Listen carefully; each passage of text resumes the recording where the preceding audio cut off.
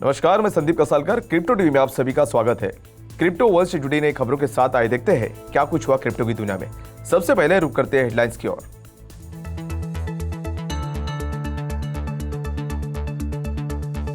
Crypto ads में celebrities को ban करने के सेबी के प्रपोजल पर दो हिस्सों में बंटी इंडस्ट्री। चीन के आशावादी दृष्टिकोण में बिटकॉइन और इथेरियम ने किया बेहतर प्रदर्शन। बैन के बावजूद चाइना बना सामने आया दूसरा सबसे बड़ा बीटीसी माइनिंग हब। टेरा कम्युनिटी ने डो कॉइन की चेन को फोक करने की योजना का किया विरोध। टेरा के फाउंडर डो कॉइन को साउथ कोरिया ने भेजा समन।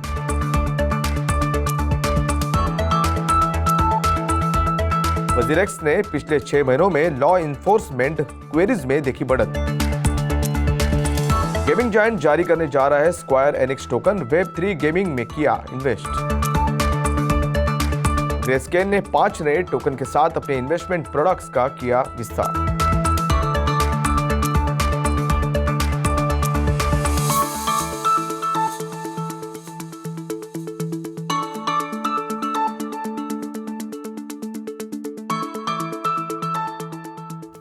अब देखते हैं खबरें विस्तार से। इकोनॉमिक टाइम्स की एक रिपोर्ट के अनुसार advertising standards council of India ASCI द्वारा फरवरी में क्रिप्टो एड्स के लिए स्टैंडर्ड्स का एक नया सेट जारी करने के 2 महीने बाद मार्केट रेगुलेटर सेबी ने सेलिब्रिटीज और पब्लिक फिगर्स को क्रिप्टो का समर्थन करने पर प्रतिबंध लगाने का प्रस्ताव दिया है।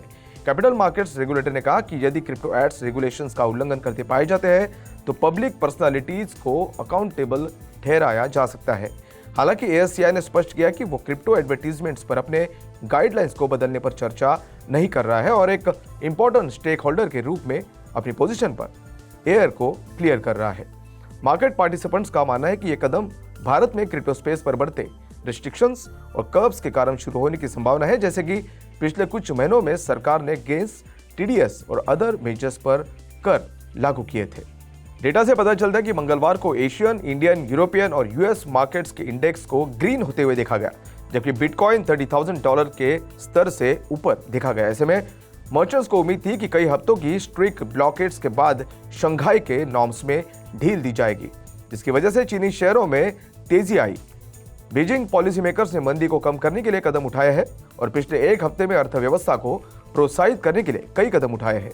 चीन के आसपास आशावाद ने पॉजिटिव सेंटीमेंट और एशियन मार्केट के एक्सपांशन को बढ़ावा दिया है, क्योंकि हांगकांग का हैंग सेंग इंडेक्स 6% और इंडिया का सेंसेक्स 2.5% बढ़ा है, जबकि जापान और शंघाई इंडाइसेस में से हर एक में लगभग 0.5% की बढ़त हुई है।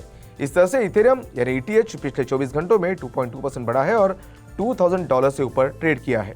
एवलांच के एवेक्स, BNB चेन BNB और डोजकॉइन ने भी समान लाभ के साथ ट्रेड किया है। Cambridge bitcoin electricity consumption index यानी CBECI के नवीनतम अपडेट के अनुसार लोकल गवर्नमेंट द्वारा देश में सभी क्रिप्टो ऑपरेशंस पर प्रतिबंध लगाने के महीनों बाद चाइना जनवरी 2022 तक दूसरा सबसे बड़ा बिटकॉइन हैश रेट प्रोवाइडर बन गया। आंकड़ों के अनुसार चाइना में BTC माइनिंग के total global BTC mining hash rate distribution का 21.1% हिस्सा 21.1% की शुरुआत में दिया। केवल यूनाइटेड स्टेट्स के बाद जनवरी तक टोटल हैश रेट का 37.8% प्रोड्यूस किया। चाइना कभी दुनिया का सबसे बड़ा बिटकॉइन माइनिंग देश था, जो कि 2019 में local BTC hash rate power accounting 75% से अधिक था। देश में क्रिप्टो माइनिंग फार्म शटडाउन की एक सीरीज के बाद हैश रेट जुलाई और अगस्त 2021 में 0% तक गिर गया। सितंबर 2021 में क्रिप्टो बैन के बावजूद हैश रेट शेयर उस महीने बढ़कर 22.3% हो गया और एनालाइज पीरियड में 18% से नीचे नहीं गिरा। टेरा कम्युनिटी ने फाउंडर डो कॉइन की टेरा इकोसिस्टम रिवाइवल प्लान 2 का विरोध किया है, ताकि टेरा चेन को एल्गोरिथमिक स्टेबल कॉइन के बिना एक नई चेन में विभाजित किया जा सके। इसके अलावा बाइनेंस के CEO चैंगफेंग झाओ का मानना है कि बर्निंग सबसे अच्छा ऑप्शन होगा। यूजर्स टेरा टीम को अपने कम्युनिटी की बात नहीं मानने और रिटेल इन्वेस्टर्स के सामने वेल्स को बाहर निकालने का दावा करने के लिए दोषी ठहरा रहे हैं। डो कॉइन ने टेरा इकोसिस्टम और उसके कम्युनिटी को सेविंग करने पर विचार करते हुए प्रस्ताव की योजना बनाई, क्योंकि इसकी सिस्टम USD स्टेबल कॉइन की तुलना में ज्यादा वैल्यूएबल थी। ऑफिशियल गवर्नेंस वोट 18 मई एशियाई समय पर शुरू होगा और टेरा कम्युनिटी मेंबर्स के 90% से ज्यादा प्रिलिमिनरी वोट्स टेरा चेन के मोड का विरोध करते हैं। प्रपोजल के तहत ओल्ड चेन को टेरा क्लासिक, ल्यूना क्लासिक यानी LUNC कहा जाएगा, जबकि न्यू चेन को टेरा यानी ल्यूना कहा जाना है। Lunar classic stakers, lunar classic holders, UST holders और टेरा क्लासिक के जरूरी ऐप डेवलपर्स में नए ल्यूना टोकन प्रसारित किए जाएंगे।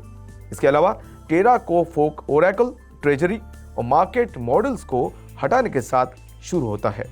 साउथ कोरिया की सरकार टेरा के फाउंडर डो कॉन को पिछले सप्ताह हुई टेरा क्रैश पर सुनवाई के लिए बुलाने के निर्णय पर विचार कर रही है।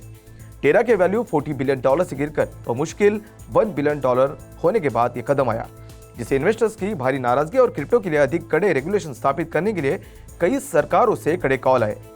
रिपोर्ट से पता चलता है कि South Korean politician Yoo Chang Hyeon ने एक प्लेनरी सेशन में क्रैश के बारे में अपनी चिंता व्यक्त की और टेरा फाउंडर की जांच की मांग की। South Korean financial regulatory bodies ने UST और ल्यूना ट्रांजैक्शंस के डिटेल्स की डिमांड करते हुए क्रिप्टो एक्सचेंजेस के खिलाफ जांच शुरू की है। कंपनी की सेमी एनुअल ट्रांसपेरेंसी रिपोर्ट के दूसरे एडिशन के अनुसार इंडियन क्रिप्टो एक्सचेंज WazirX को अक्टूबर 2021 से मार्च 2022 के दौरान लॉ इन्फोर्समेंट एजेंसी से 1023 रिक्वेस्ट रिसीव हुए हैं, जिनमें से 952 इंडियन लॉ इन्फोर्समेंट एजेंसी से आए हैं, जबकि 71 फॉरेन एजेंसी से आए हैं। इस तरह से यह अप्रैल से सितंबर 2021 के दौरान रिसीव हुए 377 रिक्वेस्ट से लगभग 3 गुना ज्यादा थे। ऐसे में WazirX ने कहा कि सभी रिक्वेस्ट क्रिमिनल एक्टिविटी से संबंधित है और एक्सचेंज ने 22 मिनट के टर्न अराउंड टाइम के साथ उन सभी को कंप्लाइट किया। लॉ इन्फोर्समेंट के रिक्वेस्ट के अलावा WazirX ने कंज्यूमर्स और उसकी लीगल टीम के 17,218 अकाउंट्स को लॉक करने के रिक्वेस्ट पर भी कार्रवाई की है। इसमें से टोटल 73% कंज्यूमर रिक्वेस्ट पर आधारित है, जबकि बाकी भुगतान से संबंधित विवादों को लेकर कानूनी टीम के बहस पर लॉक थे। ऐसे में WazirX ने कहा कि 6 महीने के पीरियड के दौरान लॉक्ड अकाउंट्स की संख्या सिक्वेंशियली से 19% बढ़ी है।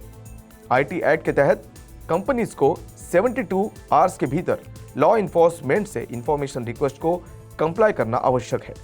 गेमिंग जायंट स्क्वायर इनिक्स ने अपनी Q1 अर्निंग्स रिपोर्ट में खुलासा किया है कि वो 2022 में अपनी मीडियम टर्म बिजनेस स्ट्रेटेजी के हिस्से के रूप में नॉन फंजिबल टोकन्स यानी NFTs को और ज्यादा गेम प्रोडक्ट्स में एक्सपांड करेगा।